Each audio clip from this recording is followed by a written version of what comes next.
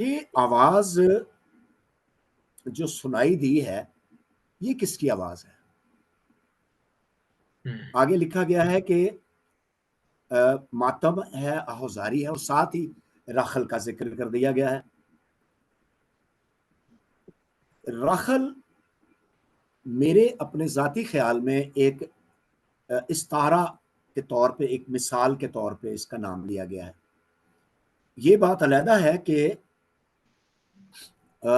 ये दुखी औरत थी, क्योंकि बांझ भी थी और काफ़ी इंतज़ार के बाद इसकी शादी हुई और बड़ा इसने कष्ट काटा ज़िंदगी में। और साथ ही रामा से आवाज़ आई है, यानी रामा और राखल के नाम से लगता है कि ये वही राखल है, क्योंकि रामा में रामा और ये बैतलहम के दरमियान में तकरीबन राखल का मकबरा है जहाँ वो दफन है। और इसराइली लोग वहाँ पे मातम के लिए उस कब्र पे जाते थे, और कई रोते भी थे, आहुजारी भी करते थे, क्योंकि ये एक ऐसी औरत के नाम से उनके लिए मशहूर थी जिसने जो दुख में रही है।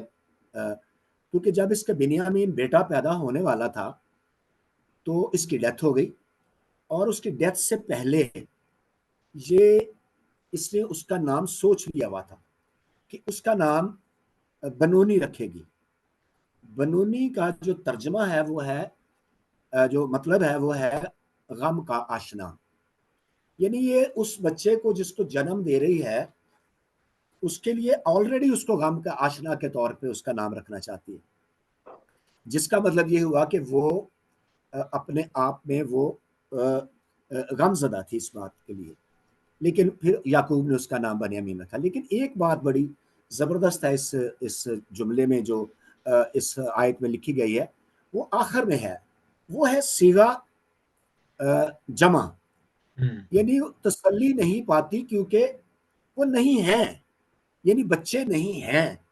इसका तो बच्चा जो एक था, जो पहले बिन्यामीन है, जो बेंजामिन, यानी वो पैदा होते हुए इसकी डेथ हो गई।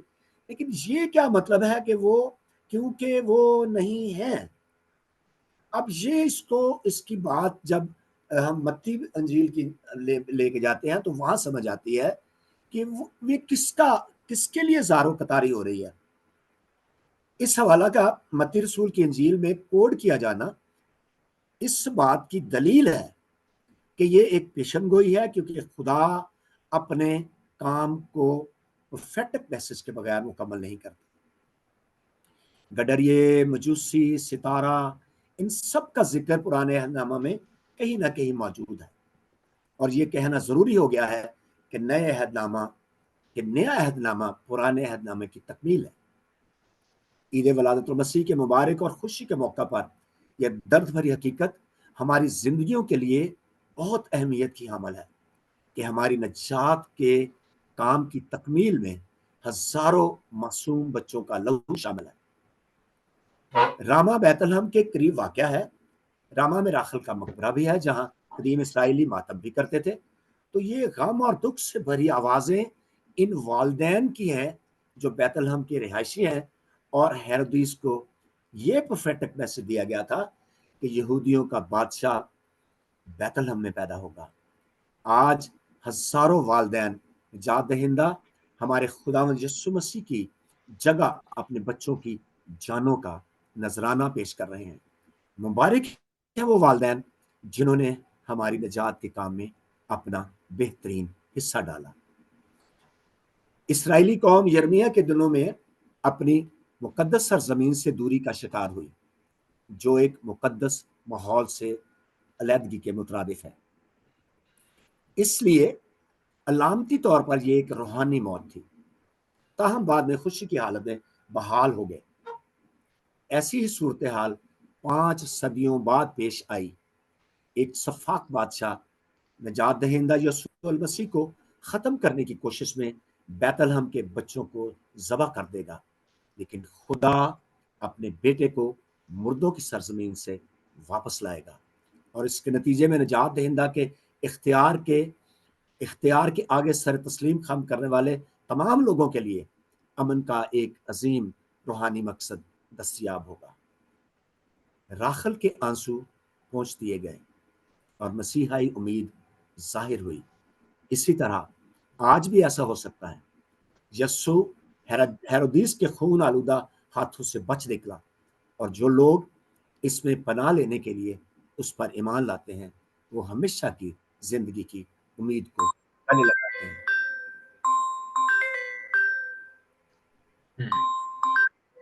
Sorry,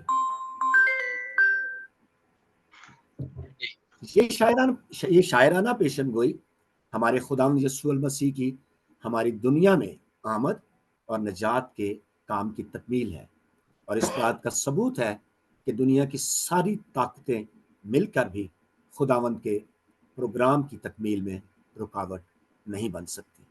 thank you so much. बहुत शुक्रिया, बहुत अच्छा, बहुत जबरदस्त, बहुत कंसाइज और बड़ा परफेक्ट मैसेज और आपकी बातें। और ये एक अंदाज है हर बंदे की बात करने का कि उसी जो हमारा मौजू है उसके ऊपर जो है वो लोगों की तवज्जो को मबजूल करवाया जाए कि ये मैं कह रहा हूँ, मैं कहना चाहता हूँ। That's what I mean, you can attract attention of the people. अगर हम थोड़ी सी बातों को इधर उधर कर लेंगे तो वो फिर लोग भी आपके डिस्पर्स हो जाएंगे और स्कैटर्ड हो जाएंगे। You can't attach them with you. So ये बड़ी जबरदस्त बात है कि आप उसी बात पर जिसके ऊपर मैं बात करना चाह रहा हूँ, वो जो मैं चाह रहा हूँ, मैं ये कहना चाहता हूँ और यही मेरा टॉपिक है। Thank you so much Suresh साहब की मैं बातों से और आपके सारी जो आपका अंदाज है, really I appreciate your struggle and effort. वो ये हमारा जो ऐसा था, ये सारा जो सेरा है, ये सारी बातों का क्रेडिट जो है वो एवरेज जॉन साहब को जाता है कि वो सारे डायरेक्ट करते हैं। मैं तो उनका जो है ना शागिर्द हूँ और मैंने बहुत कुछ सीखा रियली उनसे, रियली। और वो बातें जो है वो जो करते हैं ना, मुझे ये कहते हैं कि ऐसे ऐसे कर दो, मैंने कहा ऐसे मैं कर देता हूँ, कोई ऐसी बात नहीं। तो ये जो अगला है, मैं चाहता हूँ कि एवरेज साहब के पास चलते हैं। मैं जो बातें करना चाहता हूँ आपने सब ने कर दी है। मैं इसका बेनिफिट लेना चाहता हूँ। मैं उसी को ओवर पॉइंट करूंगा, मेरे कुछ पॉइंट्स हैं। तो मैं चाहता हूँ एवरेज साहब के पास, हमें टाइम अभी हमारे पास जो हुए हैं 19 हुए हैं, 5:19, और आपके पास मेरा ख्याल वो 9:19 होंगे। हमारे साथ एक हनूक नजर साहब है, बड़े प्यारे उनका प्यारे इंसान है। अब मुझे नहीं पता वो कौन है, अगर आप तारफ करवा दें अपना। वो हम मेरे कजन लगते हैं, he is from Saudi Arabia. अच्छा और जी, उन्होंने वो हर दफा वो हमारे इसमें जो है वो शामिल होते हैं। या जी, और अनूप भाई, वो सुनने के लिए आते हैं। हाँ जी। सुनने के और लिए एवरेज साहब का भी ये कि आप किसी भी मुल्क का नाम ले लें, वहां पे एवरेज साहब का कोई अजीज होगा, कोई दोस्त होगा, ये बहुत बड़ी बात है। Thank you very much sir. आज डॉक्टर साहब, कैसर भाई, आज हम उस शख्सियत के बारे में गुफ्तगू कर रहे हैं जिसका जिक्र, जिसकी पेशन गोई इस दुनिया की क्रिएशन से लेके उसकी पैदाइश तक पेशन गोइयां होती रही। और पेशन गोइयां किस हद तक हुई? इस हद तक हुई कि वो क्या करने वाला है, वो शख्सियत क्या है, उस शख्सियत का खुदा के साथ क्या रिश्ता है, और फिर किस जगह पे वो पैदा होगा, किस शहर में, इलाके में वो पैदा होगा। यहां तक खुदा नहीं रहा, खुदा ने कहा कि उसको पैदा होने के बाद कहां पर रखा जाएगा। बहुत अच्छा। उसको पैदा होने के बाद किस शहर से लेके उसकी माँ उसको आएगी, वहां पे आकर उसको किस जगह के ऊपर, द पर्टिकुलर प्लेस के ऊपर रखा जाएगा। हम लोग बचपन से चरनी का सुनते आए हैं। रवायती तौर पे ठीक है, चरनी का लफ्ज इस्तेमाल हुआ है, ग्रीक में उसका स्टॉल भी उसको कहा गया है, लेकिन ये कोई जानवरों के खाना खाने की जगह नहीं थी। आइए इसकी पेशन गोई देखते हैं। मीका, पहले भी डॉक्टर साहब ने, डॉक्टर इमानुएल ने मीका नबी की किताब में से 5:2 का हवाला पढ़ा। आए बैतल हम अफरादा, अगरचे तो यहूदा के हजारों में शामिल होने के लिए छोटा है। उसके बाद उससे पहले मीका 4:8 में क्या कहता है? ये बहुत इंपॉर्टेंट आयत है। इससे हमें पता चलता है कि यीशु को पैदा होने के बाद कहाँ पे रखा गया। शहर आपको बता दिया गया, इलाका आपको बता दिया गया, नस्ल बता दी गई किस नस्ल में से वो निकलेगा, लेकिन यहां तक कि उसको मां मरियम पैदा होने के बाद उसको किस जगह पर रखेगी। 4:8, मीका 4:8, आए गल्ला की दीदगाह, आए गल्ला की दीदगाह, आए बिन्नते सैऊन की पहाड़ी, ये तेरे ही लिए है। कदीम सल्तनत यानी दुख्तरे यरूशलेम की बादशाही तुझे मिलेगी। आए गल्ला की दीदगाह, व्हाट इज दिस गल्ला की दीदगाह? इंग्लिश में इसको टावर ऑफ फ्लॉक्स कहते हैं, हिब्रू में इसको मिगदल इदर कहते हैं, मिगदल इदर। ये टावर है, ये वो टावर है जो कि पूरे यरूशलेम के इर्द गिर्द पूरे बैतलहम में बनाए जाते थे, इसलिए कि चरवाहे जो हैं जब शाम को उनको देर हो जाए तो उस टावर से, उस वॉच टावर से लाइट को वो देख के अपना मकाम जो है उसका तयन कर सके और अपने मुकाम पे चले जाएं। ये चरवाहे जिनको फरिश्तों ने पैगाम दिया कि तुम एक बच्चे को कपड़े में लिपटा चरनी में पड़ा पाओगे, ये आम चरवाहे नहीं थे। ये वो चरवाहे थे जो कि बर्रे की नस्ल नुमा करते थे, जिनको हैकल के अंदर कुर्बान किया जाता था। ये वो खानदान था चरवाहों का। क्यों उनको फरिश्तों ने यह पैगाम दिया कि तुम एक बच्चे को कपड़े में लिपटा चरनी में पड़ा हुआ पाओगे। हर बच्चे को माएं जो हैं या जो दाइयां जो हैं, जो मिडवाइफ्स हैं, बच्चा पैदा होता है उनको कपड़े में लपेट के रखती हैं। Why it was particular sign for Jesus कि उसको कपड़े में लपेट के चरनी में, क्या इस कपड़े में लपेट के चरनी में रखना, क्यों दूसरे बच्चों को कपड़े में लपेट के किसी जगह पे रखना मुख्तलिफ था? चरवाहों को मालूम था कि किस तरीके से हम जब एक बर्रा पैदा होता है उसको कपड़े में लपेट के एक स्टॉल में रखते हैं, इसलिए कि उनको कोई नुकसान ना पहुंचे, उनका कोई लिम्स ना टूट जाए, उनको कोई ऐसी खराश ना हो कि जो लिवाइट्स हैं, जो काहिन हैं, उनको रिजेक्ट कर दें और उनकी सारी की सारी जो मेहनत है वो जाया हो जाए।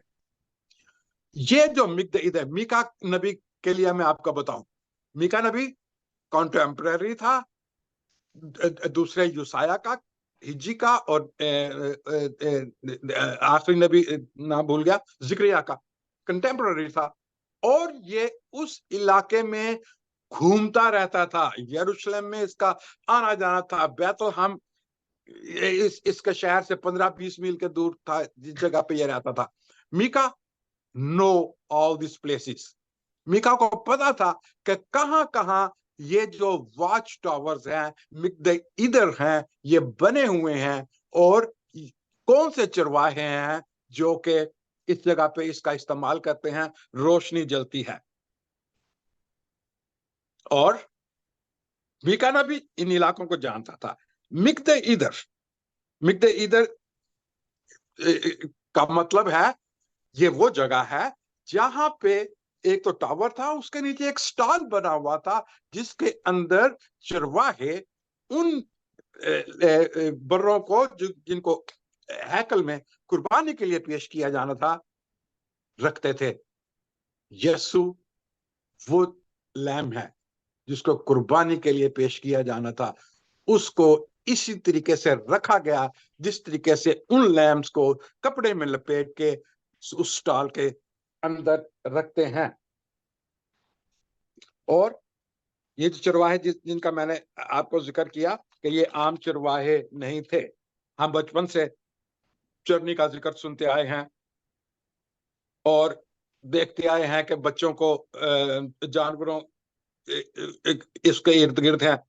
लेकिन मेंजर का मतलब ग्रीक जुबान में स्टॉल है, मेंजर का मतलब कभी भी वो नहीं है जानवरों के खाने की जगह।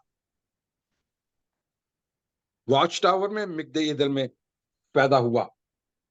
और जो पैगाम चरवाहों को दिया गया उससे साफ जाहिर होता है कि चरवाहों ने ये आर्गू नहीं किया, चरवाहों ने ये तलाश नहीं किया कि हमने कहाँ जाना है। वो उठे हैं, सीधे उस जगह पे गए हैं जहां पे बर्रों को कपड़े में लपेट के रखा जाता था कुर्बानी के लिए। They knew all this process, वो इस सारे प्रोसेस को जानते थे। कुर्बानी के जानवरों को तैयार करना, कुर्बानी के जानवरों की देखभाल करनी, और ये सारा का सारा जो सारा सिस्टम चलता था लिवाइट्स की अंडर सुपरविजन चलता था। और जब जानवर कुर्बानी के लिए पेश किए जाते थे, जब वहां से जानवर लिए जाते थे, लिवाइट्स उसके ऊपर मोहर लगाते थे, उसके ऊपर अपनी स्टैंप लगाते थे कि this is a perfect lamb that qualifies for sacrifice. इसलिए यीशु को मिक्द ईडर के अंदर, वॉच टावर के अंदर, उसके अंदर जो स्टॉल था वहां पे रखा गया था, ना कि चरनी में। हम बचपन से ये रवायात के मुताबिक अच्छा है, हमें वहां पे चरनी, या पंजाबी में हम कहते हैं खुरली, उसका सीन दिखाते हैं। ये रवायत चल पड़ी है, इसमें कोई बुरी बात नहीं है। लेकिन फिर भी हम जो है वो मजूसियों हैं, मजूसियों को भी चरनी के आगे ही पेश कर देते हैं ड्रामों में। मैं इन रिवायात के ऊपर क्रिटिसाइज तो नहीं करता, लेकिन कैसर भाई की उन बातों से हमें पता चलता है कि जब हेरोड ने उनको मारा था, वो 2-2 साल के थे, मजूसी 2 साल के बाद पैदा हुए। इसलिए यीशु चरनी में नहीं रखा गया था, यीशु को स्टॉल के अंदर रखा गया था। स्टॉल वो जगह है जहां पे ये चरवाहे, जो कि सिर्फ और सिर्फ लैम्स पालने का काम करते थे, उनकी देखभाल करते थे, जिस तरीके से वो लैम्प को कपड़े में लपेट कर उस स्टॉल में रखते हैं, यीशु को भी वहीं पर रखा गया। Thank you very much sir. बहुत शुक्रिया, थैंक यू सो मच। बहुत अच्छा आज का वाकई, ये खूबसूरत बातें और फिर इतनी इल्मियत की बातें। मैं समझता हूं कि हमें ये जो है ना, वो ये हमारे जो स्पीकर्स है, एक अच्छा हमारा सेट बन गया, एक अच्छे हमारे पैनलिस्ट हैं, तो ये अच्छा ग्रुप है। Thank you so much. जो मुझे टॉपिक दिया गया था वो ये है कि वो द फ्लाइट, यीशु अलैहि मसीह वहां से जोसेफ और मुकद्दसा मरियम वहां से चले जाते हैं, और ये भी एक बहुत बड़ी पेशन गोई है। एक रेफ्यूज का लफ्ज हम देखते हैं। मैंने ये जब देखा तो मैं समझता हूं कि यीशु अलैहि मसीह दुनिया के सबसे पहले रेफ्यूजी थे, जो बचपन से ही चले गए, अपने वो भागते रहे। और आपने देखा होगा डेविड ने खुदा को रेफ्यूज कहा है। He is my refuge, he is my rock, he is my everything. मैं जब इसको देख रहा था कि ये क्या बातें, तो ये बहुत ही खूबसूरत छोटी सी कहानी है, एक छोटी सी पेशन गोई है कि फरिश्ता जाहिर होता है और यूसुफ को कहता है कि मरियम को और बच्चे को लेकर यहाँ से चला जाए, क्योंकि जो इसके दर पे है, जो इसको मारना चाहते हैं वो मार देंगे, इसलिए तो चला जाए। हम यहाँ पे ये नजर आता है कि खुदा जिसको बचाना चाहता है, जिससे वो मकसद अपना हासिल करना चाहता है, उसे बचाता है। मैं अपनी मिसाल नहीं देता, लेकिन बहुत से लोग ऐसे हैं जो ये हमारा ईमान ये है कि कोई चीज भी कोई इत्तफाकिया नहीं होती। There is always a purpose in everything. हम यहाँ पे आज जमा हुए हैं, मुख्तलिफ बातों पर हम गुफ्तगू कर रहे हैं, मुख्तलिफ पहलुओं पर बातचीत कर रहे हैं, तो इसका भी एक मकसद है। ये ऐसे नहीं हो गया, अचानक नहीं हुआ कि आज आओ जी चले चले चले चले, नो नो, नहीं। इसके लिए हमने प्लानिंग की थी। ये इस मौजू पर ये बोलेंगे, इस मौजू पर ये बात करेंगे, ऐसी बात होगी, ये सारी चीजें जो है वो तय शुरू थी यीशु अलैहि मसीह के हवाले से। जिंदगी से पैदाइश से पहले ही एक मंसूबा था कि खुदा ने उसे बचाना था, और खुदा ने पैदाइश से पहले से लेकर आखिर तक 33 साल तक खुदा ने महफूज रखा। जो मकसद, जो खुदावंद का मंसूबा था, खुदा ने पूरा करना था। अब यहाँ पे ये है एक और बात, जो दो बहुत बड़े थियोलॉजियन थे, WF अल्ब्राइट और CS मन, ये दो, उन्होंने बड़ी ही वाशकाफ अल्फाज में कहा है कि there is no reason to doubt. कोई ऐसा डाउट करने की कोई वजह नहीं है कि हम ये बात करें historically, of the story of a families flight into Egypt. कोई वजह नहीं है, एक सेट प्लान था, एक पेशियन गोई थी। मैं जब इस प्रोफेसी के बारे में बात कर रहा पढ़ रहा था, ये प्रोफेसी वो होती है जो वाकया होता है, वाकया होने से कबल उसके बारे में बताया जाता है। तो यीशु मसीह वाहद शख्सियत है जिनके बारे में पहले ही सब कुछ बताया गया था कि ये करेंगे।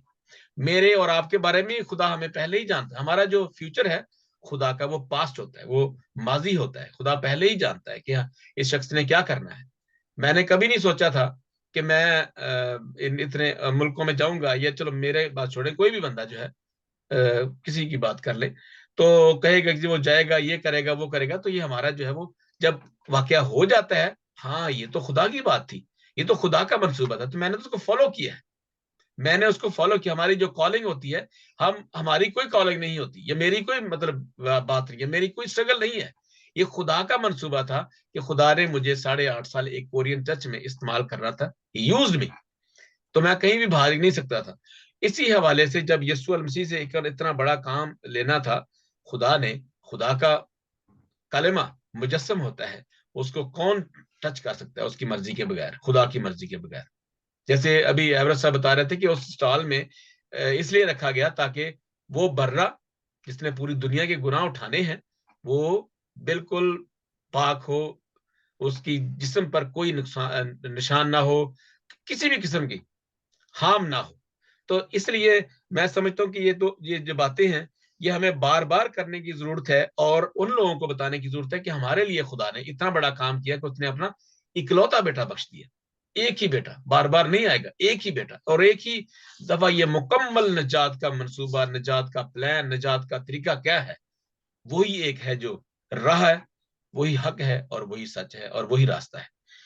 तो ये सारी बातें जो हम आज हमने की हैं, ये उन तमाम दोस्तों के लिए भी, उन तमाम पादरी साहबान के लिए भी बड़े खूबसूरती से हमारा आज का जो मैंने देखा है कि हमारे मुकर्रीन ने उसी मौजू पर बात की है। उन्होंने बहुत ज्यादा इधर उधर से बातें नहीं की। हमारे जो नौजवान पादरी साहबान हैं, या हमारे बुजुर्ग पादरी साहबान हैं, या जितने भी पादरी साहबान हैं, कोशिश करें कि जिस बात का आपने उन लोगों को बताया कि आज मैं इस हवाले से बात करूंगा, आज मेरा ये टॉपिक ये है, तो प्लीज उसी पे बात करें ताकि लोगों के ज़हन में वो बातें वही रहें।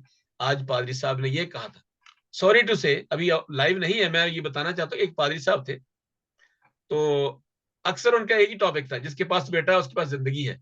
वो हर संडे को वही मैसेज देते थे, उनके पास कोई और मैसेज नहीं था, हवाला कोई और था, और ये बात वो ही करते थे।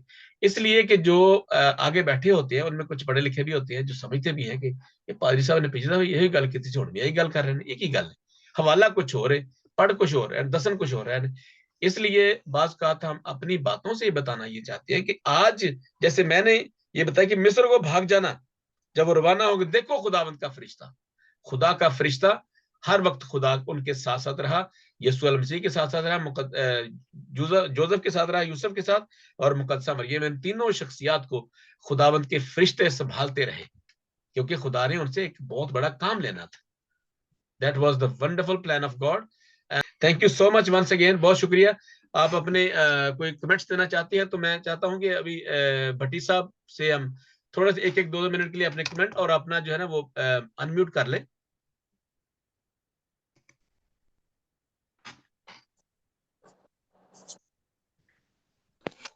अभी हमारे पास थोड़ा सा और टाइम है ये। हाँ जी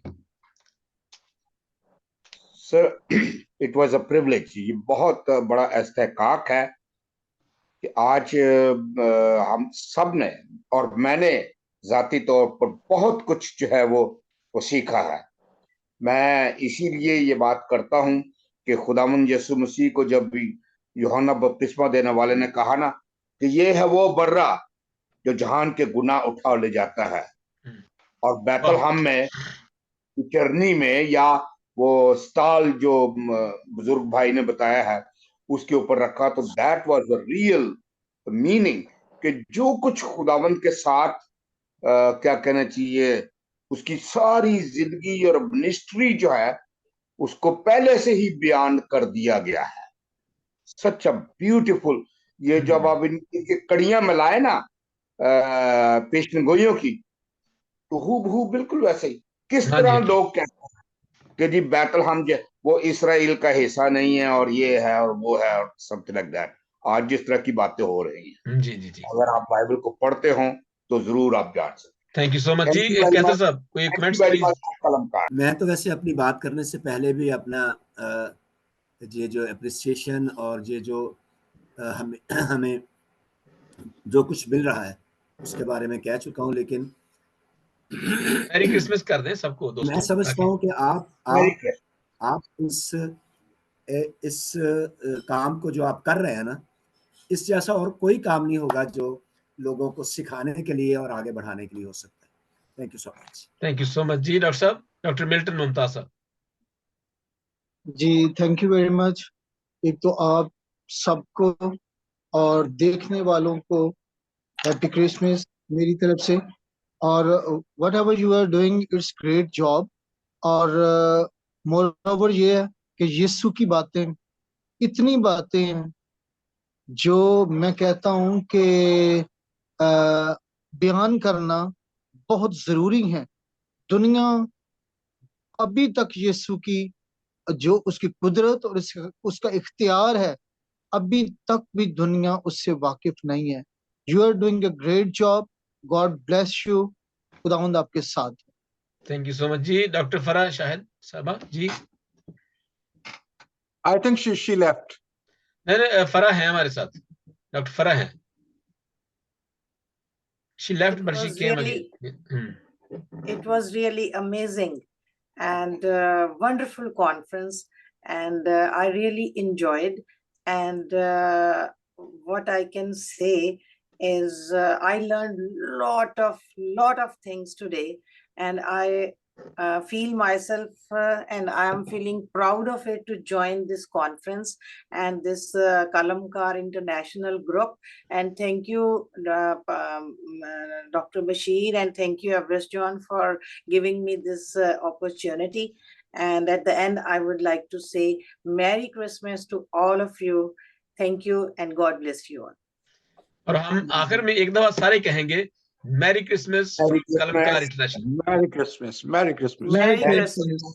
Thank Merry you. Merry Christmas. Christmas। Evelyn. Ji Merry Mary Merry Christmas Christmas। Merry Christmas. Merry Christmas. Ji. Everest साहब आप भी इनका शुक्रिया अदा कर दें हमारे Merry पार्टिसिपेंट्स Christmas. का। जी 1 मिनट के लिए। मैं ये सारा पैनल जो आज का था ना, I am so happy to see that everybody was so prepared.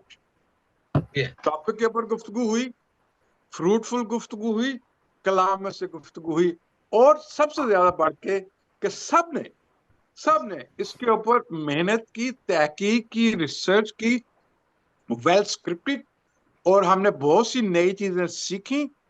जैसे कि मैंने पहले भी कहा था कि डॉक्टर अपना क्या नाम है, मिल्टन ने, Welcome. डॉक्टर मिल्टन साहब ने आज जो वो तने और वो जड़ की जो गुफ्तगू की, मेरे लिए इट वाज न्यू। मैंने कभी सोचा भी नहीं था कि ये तशरीहात, ये एक्सप्लेनेशन इन सब चीजों की हैं। सो पादी साहब ने बहुत खूबसूरती से सारी हिस्ट्री को बयान किया कि एक्चुअली वो जब ये कहता है कि एक कुंवारी हामला होगी, बेटा चनेगी, उसके पीछे बैकग्राउंड क्या है। सो कैसर भाई की तो वैसे ही बड़ी लॉजिकल गुफ्तगू होती है, वो जब भी गुफ्तगू करते हैं he is a wonderful speaker. और आज उन्होंने हेरोड के जो मंसूबा था, जो उनको कत्ल करने का, बच्चों को कत्ल करने का, रामा से आवाज आई, रामा क्या चीज है, और राखल क्यों रो रही है। और फिर यसु जब वो सलीब उठाए जा रहे थे, औरतें पीछे रो रही थी, उन्होंने कहा था कि मेरे लिए ना रो, अपने बच्चों के लिए रो। तो ये सारी चीजें जो है, it's so well knitted. It was a wonderful Zoom meeting. Thank you very much. जी साहब, पादरी अशर साहब, आखिर में जी बरकात के कलमात जरूर कहिएगा और छोटी सी दुआ कीजिएगा। जी जी जी जी अपने कमेंट दीजिए। जी एक डायलॉग, एक जुमला बोल दें कोई। सर मैं इंतहाई शुक्रगुजार हूँ, क्योंकि मेरा ज़िंदगी में पहला मौका है जूम कॉन्फ्रेंस का, कोई तजर्बा नहीं था। हाँ जी। और फिर मैं आप सबका, भाई कैसर का, जिन्होंने मेरे पे मेहनत की, मुझे सिखाया कि कैसे कैसे बैठना है, कैसे बात करनी है। मैं सबका बहुत शुक्रगुजार हूँ और उम्मीद करता हूँ कि मुस्तकबिल में मैं बहुत कुछ सीखता रहूंगा। Thank you so much. दुआ करें। बहुत शुक्रिया जी, दुआ करें जी। खुदाए कुद्दूस तेरा शुक्र करते हैं इन सारे लम्हात के लिए जो हमने एक दूसरे से सीखने में गुजारे, और खुदावन दुआ है कि मुस्तकबिल में भी हमारी कमाल रहनुमाई करता रहे, ताकि ना सिर्फ हम अपने लिए बल्कि हम तेरे बदन की तरक्की का बायस बनते रहें। इंतज़ाम करने वालों के लिए बहुत शुक्र है, उन सबको बड़ी बरकत दे। मसीह हमारे खुदावंद यीशु के मुकद्दस नाम से मांगते हैं, आमीन आमीन। बहुत शुक्रिया जी। ये वंस अगेन हमारी कलमकार इंटरनेशनल की पूरी तंजीम से और तमाम करब फरमाओं को, उन तमाम दोस्तों को जो हमें देखते हैं, जो अप्रिशिएट करते हैं, अपने कमेंट्स देते हैं, उन तमाम का शुक्रिया और merry Christmas and a very happy and healthy new year 2024। Thank you so much. Merry Christmas. Thank you so much.